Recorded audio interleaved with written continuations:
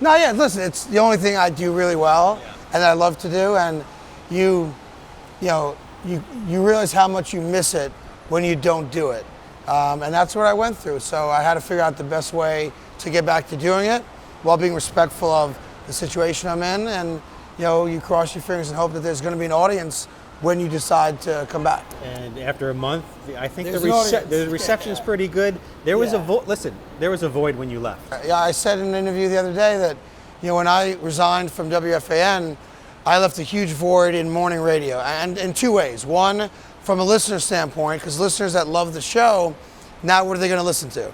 And really from a host standpoint, there's an opening. So who's going to be the show that's going to grab that mantle and say, I'm the best show in New York? And luckily for me, nobody did. So that it's still there. So maybe I'll just come back and take it.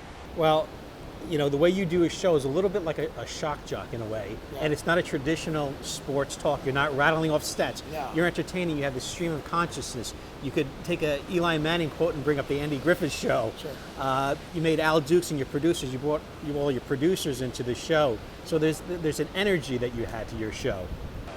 Yeah, it's, listen, stats and all that crap bores the hell out of me.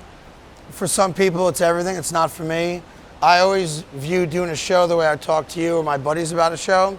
So if I'm sitting in a bar with my buddies eating wings and drinking, whatever I'm drinking, I'm not going to sit there and say, there's OPS is for. I don't even know what OPS stands for. But I am going to talk about, the hot girl I saw at the game and where we're going to eat after the game. And oh, by the way, I can't believe that guy choked and fumbled or struck out. Because that's how real people talk.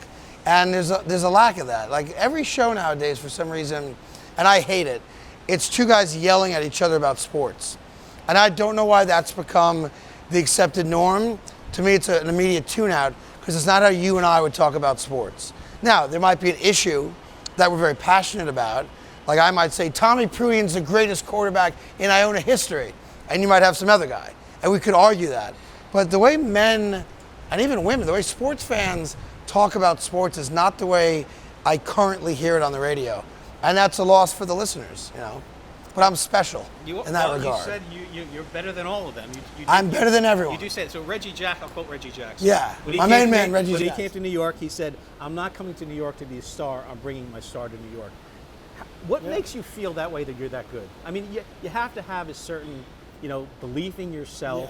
Yeah. Where does that come from? Any performer better think that they're good at it, or I just don't know how you do it. And there's an insecurity in the job. Ratings every week. Social media hates you. Advertisers may not get it, whatever the case may be. But I've always thought that I was good at what I did. And then the only way that I can tangibly tell you that I think I'm better than everybody else are the ratings. We live in a world, much like an athlete lives in the world of you either struck out or you hit a home run. And you can't lie about it. And it sits there for everyone.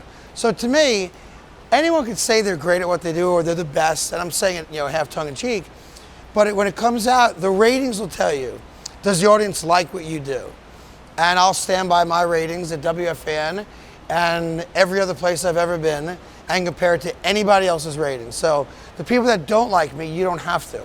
And the other guys in radio that want to, dump on me because of my situation or make fun of me or take shots at me, at any point, any one of them ever wants to compare notes and ratings, I win.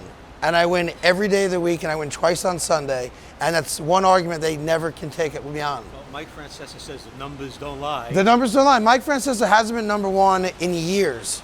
So there's some guys that can just say they're number one, but who's checking? So I'm the asshole that checks.